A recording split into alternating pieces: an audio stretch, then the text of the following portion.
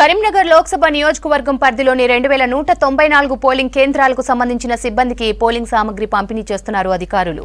Karimnagar SRR కళాశాల, polytechnic college, హుజూరాబాద్లోని ప్రభుత్వ junior కళాశాలలో ఈవీఎంలను సిబ్బందికి అందజేస్తున్నారు. ప్రత్యేక వాహనాల్లో సిబ్బందిని పోలింగ్ కేంద్రాలకు తరలించేందుకు ఏర్పాట్లు చేస్తున్నారు. దీనికి సంబంధించి మరిన్ని details Karimnagar EVM distribution centre నుంచి వెంకటేష్ అందిస్తారు. కరీంనగర్ లోక్సభ ఎన్నికలకు సంబంధించి రేపు పోలింగ్ జరగబోతుంది. ఈరోజు ఈవీఎంల డిస్ట్రిబ్యూషన్ ప్రక్రియ చేపట్టారు. ప్రజెంట్ మనం కరీంనగర్ ఎస్ఆర్ఆర్ కాలేజీ ఆవరణలో ఉన్నాము. ఇక్కడ రెండు నియోజకవర్గాలు, రెండు అసెంబ్లీ సెగ్మెంట్ల పరిధిలోని ఈవీఎం డిస్ట్రిబ్యూషన్ల ప్రక్రియ చేస్తున్నారు. ఇక్కడ కరీంనగర్ ప్రజెంట్ మనం చూస్తున్నది కరీంనగర్ డిస్ట్రిబ్యూషన్ సెంటర్, ఆ పక్కనే చొప్పదండి డిస్ట్రిబ్యూషన్ సెంటర్ ఉన్నది. ఈ రెండు కాకుండా మనకు కరీంనగర్ జిల్లాలో మానకొండూరుకు సంబంధించి పాలిటెక్నిక్ కాలేజ్, కరీంనగర్ పాలిటెక్నిక్ కాలేజీలో ఉంది. అదేవిధంగా హుజూరాబాద్ అక్కడ కాలేజీలో కూడా డిస్ట్రిబ్యూషన్ ప్రక్రియ ఏర్పాటు చేశారు. అయితే కరీంనగర్ లోక్సభ టోటల్గా 5 జిల్లాల పరిధిలో విస్తరించి ఉంది. కరీంనగర్తో పాటు రాజన్న సిరిసిల్ల జిల్లాలో సిరిసిల్ల, వేములవాడకు సంబంధించిన డిస్ట్రిబ్యూషన్ ప్రక్రియ ఉంది. అదేవిధంగా మనకు ఇటు ఉస్నాబాద్ నియోజకవర్గం అనేది సిద్దిపేట జిల్లాలో ఉంటుంది. అది కరీంనగర్ లోక్సభ పరిధిలో ఉన్నప్పటికీ సిద్దిపేట జిల్లా పరిధిలో ఉంది. అక్కడ దానికి సంబంధించిన ప్రక్రియ చేపడుతున్నారు. టోటల్గా 7 అసెంబ్లీ సెగ్మెంట్ల పరిధిలో మొత్తం 17,97,000 మంది ఓటర్లు రేపు ఓటు హక్కు వినియోగించకపోతున్నారు. దానికి సంబంధించి సిబ్బందిని పెద్ద ఎత్తున కూడా నియమించారు. దానికి ఈ సిబ్బంది అంతా కూడా ఇక్కడికి ప్రజెంట్ చేరుకుంటా ఉన్నారు. ఇక్కడ చూడొచ్చు, మనకు ప్రతి దగ్గర కూడా రూట్ల వారీగా, కౌంటర్ల వారీగా కౌంటర్లు ఏర్పాటు చేశారు. ఈ కౌంటర్లకు వచ్చిన సిబ్బంది మొత్తం పోలింగ్ ఆఫీసర్ కావచ్చు, మిగతా సిబ్బంది అంతా వచ్చి వాళ్ళకు కేటాయించిన ఈవీఎంలు, ఇతర పోలింగ్ సామాగ్రి తీసుకొని మధ్యాహ్నం కల్లా ఇక్కడికి వెళ్ళి బయలుదేరి ఆయా కేటాయించిన పోలింగ్ కేంద్రాలకు చేరుకోబోతున్నారు.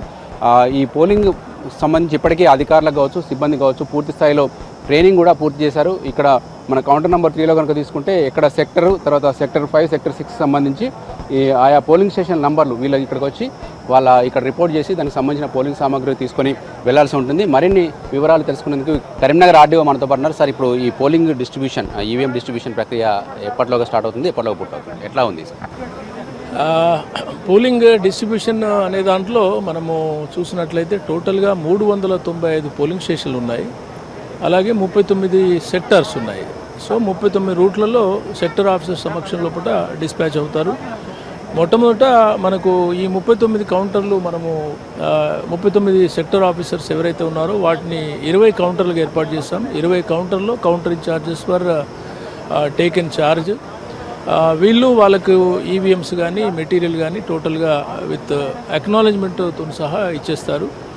అలాగే ప్రతి పోలింగ్ స్టేషన్లో, ఈ 395 పోలింగ్ స్టేషన్ లోపల కంప్లీట్గా ఫెసిలిటీస్, కూలర్ కానీ, అలాగే టెంట్ కానీ, అక్కడ ఉన్న ఫర్నిచర్ కానీ, ఎలక్ట్రిసిటీ అరేంజ్మెంట్ కానీ ఇవన్నీ మొత్తం చేయడం జరిగింది. ఎక్కడ ఎలాంటి లోటు రాకుండా ప్రత్యేకంగా ఒక నోడల్ ఆఫీసర్, మున్సిపల్ కమిషన్ను, అలాగే ఎంపీడీఓస్ను వారి యొక్క సహకారం తీసుకొని వాటిని ఏర్పాటు చేయడం జరిగింది.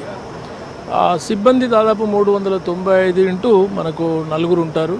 దాదాపుగా 3,000 మంది, అంటే 3,000 మంది పోలింగ్ సిబ్బంది డ్యూటీలో పాల్గొంటారు.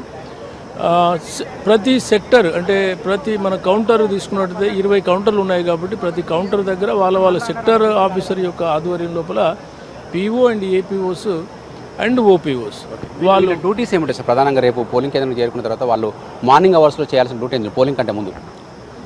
సో ముఖ్యంగా ఏం చేస్తారంటే ఈరోజు వాళ్ళు 2-3 గంటల వరకు పోలింగ్ స్టేషన్లకు రిపోర్ట్ చేస్తారు.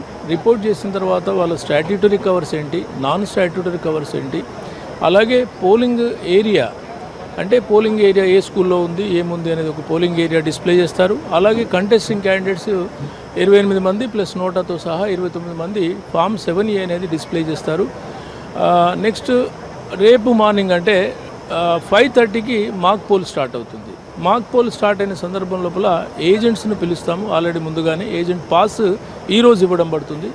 రేపు మార్నింగ్ 5:30కి వాళ్ళందరూ ఏజెంట్స్ వాళ్ళు వచ్చేసిన తర్వాత వాళ్ళ సమక్షం లోపల ఒక్కొక్క క్యాండిడేట్కి ఒక్కొక్క ఓటు, అంటే మొత్తం మీద 50 ఓట్లు వేసి ఆ 50 ఓట్లను క్లోజ్ చేసిన తర్వాత రిజల్ట్ చూపించేసి తర్వాత క్లియర్ చేసిన తర్వాత రియల్ పోల్ అనేది స్టార్ట్ అవుతుంది. ఒకవేళ ఏజెంట్స్ ఎవరు రాకుండా ఉన్నప్పటికీ కూడా ఒక 15 మినిట్స్ వెయిట్ చేసి వాళ్ళ మాక్ పోల్ అనేది స్టార్ట్ చేస్తారు. By 7 o'clock poll will be started. Every 2 hours poll statistics అనేది కూడా మనం చెప్తాము. 6 o'clock 7 to 6 వరకు మనకు టైం ఇచ్చారు కాబట్టి 6 o'clock వరకు ఈ పోలింగ్ ప్రక్రియ చాలా ప్రశాంతంగా జరగడానికి కోసం మనం ఏర్పాటు చేస్తున్నాం. పోలీసు సిబ్బంది అలాంగ్ విత్ మన దీని ద్వారానే వెళ్తారు. ఈవెన్ క్రిటికల్ పోలింగ్ స్టేషన్లో ఉన్న దాంట్లో సిఏపిఎఫ్ బలగాలను కూడా ఏర్పాటు చేశాం. సాధారణంగా ప్రతి పోలింగ్ సందర్భంగా కొన్ని ఈవీఎంల మొరాయింపు అనేది మనం వింటూ ఉంటాం. బ్యాలెట్ యూనిట్స్ కావచ్చు, కంట్రోల్ యూనిట్స్ కావచ్చు, వీవీప్యాట్ ఏదో ఒకటి. అట్లాంటి సందర్భంలో అదనంగా ఏమైనా ఏర్పాటు చేస్తున్నారా? ఎట్లాంటి టెక్నీషియన్లు అందుబాటులో ఉంచారు? సో మనకు ఈవీఎంల యొక్క మొరాయింపు అనే దాన్ని దృష్టిలో ఉంచుకొని ఏంటంటే ఒక కాన్స్టిట్యున్సీకి 3 ఈసీఎల్ ఇంజనీర్లు మన ఆధ్వర్యంలో ఉంటారు. మనకు దాదాపుగా ఒక 8 కిలోమీటర్ల పరిధిలో మాత్రమే ఉంటుంది కాబట్టి ఎక్కడున్నా కానీ ఇమీడియట్గా అందుబాటులో ఉంటుంది.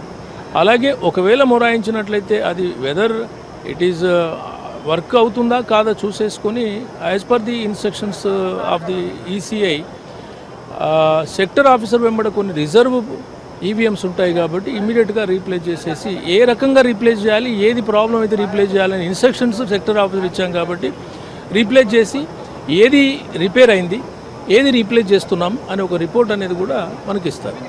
చాలా వరకు గ్రామాల్లో ఓటు ఆల్రెడీ మేము వచ్చేసరికి ఓటేశారని చెప్పి కొన్ని ఫిర్యాదులు వస్తూ ఉంటాయి.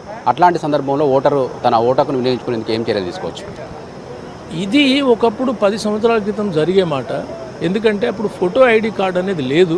ఇప్పుడు ఫోటో ఐడి కార్డు ఉంది కాబట్టి ఫోటో కరెక్ట్ అవుతేనే మనం ఎంట్రీ చేస్తాం, లేని పక్షంలో ఉండదు. ఒకరి బదులు ఒకరు ఓటేసి అనే ప్రశ్న అనేది ఉత్పన్నం కాదు. If that is the case, ఏదైనా ఒక సందర్భంలో ఎక్కడ అయినట్లయితే మనం టెండర్ ఓట్ అనేది ఇస్తాం. ఆ టెండర్ ఓటు ప్రాసెస్ గురించి కూడా పీఓస్కు ఇన్స్ట్రక్షన్ ఇవ్వడం జరిగింది. కొన్నిసార్లు ఏజెంట్ అభ్యంతరం చెప్తా ఉంటారు, ఓటర్లు ఈ బూత్ ఓటర్ కాదు ఇతనని చెప్పి ఛాలెంజింగ్ ఓటు వచ్చే అవకాశం ఉంది. అట్లాంటి సందర్భంలో ప్రజలకు ఏమైనా అవగాహన కల్పించారా? ఎట్లా ఉంటుంది ఆ ప్రాసెస్? అయితే దీనిలో మనము పొలిటికల్ పార్టీ రిప్రజెంటేషన్ సమక్షంలో ప్రతి వారం కూడా ఒక మీటింగ్ తీసుకున్నాము. ఒకవేళ ఈ క్యాండిడేట్ కాదు అనే ఒకటి ప్రశ్న ఉత్పన్నమైనట్లయితే ఛాలెంజ్ ద్వారా ఏజెంట్ ఛాలెంజ్ చేయొచ్చు. అక్కడ ఉన్న ప్రిసైడింగ్ ఆఫీసర్ కూడా దాన్ని సమ్మరీ ఎంక్వైరీ చేస్తారు. అలాగే బిఎల్ఓతోని రుజువుపరుచుకుంటారు. Then he will allow the challenge or he will reject the challenge. Okay, ఈ ఛాలెంజ్ ఓటు కానీ టెండర్ ఓటు కానీ వేసినప్పుడు ముఖ్యంగా సిబ్బందికి కొంత రిస్క్ ఉంటుంది. ఆ ప్రాసెస్ ఫామ్స్ నింపడం ఇదంతా ఉంటుంది. ఇట్లాంటి రిస్క్ ఎందుకని చెప్పి చాలామంది ఇట్లా అవాయిడ్ చేస్తూ ఉంటారు. అట్లాంటి రిపోర్ట్స్ కూడా కొన్ని ఉన్నాయి. మీకు సిబ్బందికి పర్టికులర్గా ఇన్స్ట్రక్షన్స్ ఇచ్చారా? సిబ్బందికి ప్రత్యేకమైన టెండర్ ఓటు గురించి కానీ ఛాలెంజ్ ఓటు గురించి కానీ ఏ ఫారం ఫిలప్ చేయాలి, ఏం ఉండాలి, ఏదని చెప్పి కంప్లీట్గా వాళ్ళకి ఇన్స్ట్రక్షన్ ఇవ్వడం జరిగింది. ఎలాంటి ప్రాబ్లం లేదు. They will not face any problem. Okay, ముఖ్యంగా మొన్న హోమ్ ఓటింగ్ పెట్టినప్పుడు కూడా చాలామంది వికలాంగులు కావచ్చు, వృద్ధులు కావచ్చు ఓటు హక్కు వినియోగించుకోలేదు. వాళ్ళు ఈ ఎండాకాలం తీవ్రంగా ఉంది, వాళ్ళ కోసం ఎట్లాంటి సౌకర్యాలు లేదు? హోమ్ ఓటింగ్ అనే దాని మీద కొంత సరైన అవగాహన లేదు జనాలకు. హోమ్ ఓటింగ్ అంటే అసలే ఆ మనిషి మంచం మీదకి లేవని పరిస్థితిలో, బెడ్ రిడన్ పరిస్థితి, 85 మోర్ దాన్ 85 ఓటర్స్ ఉంటారు. అసలే లేవని పరిస్థితిలో మనము వాళ్ళని 123 మెంబర్స్ హోమ్ ఓటింగ్ తీసుకున్నాము. ఇంకా ఒకవేళ వికలాంగులు అది ఉన్నట్లయితే ఈచ్ అండ్ ఎవ్రీ లొకేషన్కి ఒక ఆటో విత్ ఫ్లెక్సీతో సహా పెట్టాం, ఒక వాలంటీర్ని పెట్టాం. ఈ ఆటోలు ప్రతి లొకేషన్లో ఉంటాయి. ఒక స్కూల్లో 4 పోలింగ్ స్టేషన్లు ఉన్నట్లయితే అది ఒక లొకేషన్ అవుతుంది కాబట్టి ఆ లొకేషన్లో ఒక వీల్ చైర్ ఉంటుంది అండ్ వాలంటీర్ ఉంటాడు విత్ ఫ్లెక్సీ ఉంటుంది. కాబట్టి ఉన్నారు అంటే ఇమీడియట్గా వెళ్ళిపోతుంది ఆటో, వాళ్ళు తీసుకొచ్చి ఓటు వినియోగించుకునే విధంగా ఏర్పాటు చేశారు. కొంతమంది సొంత ఆటోలు కానీ సొంత వెహికల్ కానీ తీసుకొని వస్తారు వికలాంగులు, అట్లా ఎలా చేస్తారు సార్? లోపల అలాంటిది లేదు. స్వంత వెహికల్స్ అని ఉపయోగించడం అనేది నిషేధం. ఏదున్నా వాళ్ళు అక్కడ ప్రొసీడింగ్ ఆఫీసర్కి ఇన్ఫర్మేషన్ ఇచ్చినా లేకపోతే వాలంటీర్కి ఇన్ఫర్మేషన్ ఇచ్చినా వీ విల్ హెల్ప్ దెమ్. ఇది ఓవరాల్గా రేపు జరగబోయే పోలింగ్ కావచ్చు, ఈరోజు జరుగుతున్న పోలింగ్ సామాగ్రి డిస్ట్రిబ్యూషన్ ప్రక్రియకు సంబంధించి ఆర్డీఓ మహేశ్వర్ పూర్తి వివరాలు వెల్లడించారు. ఒక రకంగా చెప్పాలంటే కొద్దిసేపట్లో సిబ్బంది అంతా ఇక్కడ నుంచి వెళ్ళి తమ సామాగ్రితో పోలింగ్ కేంద్రాలకు వెళ్తారు. ఇప్పుడు చెప్పినట్లుగా అన్ని ప్రాసెస్లతో రేపు ప్రశాంతంగా పోలింగ్ నిర్వహిస్తామని చెప్తున్నారు. కెమెరామెన్ కవికుమార్తో వెంకటేష్, V6 న్యూస్, కరీంనగర్ నుంచి.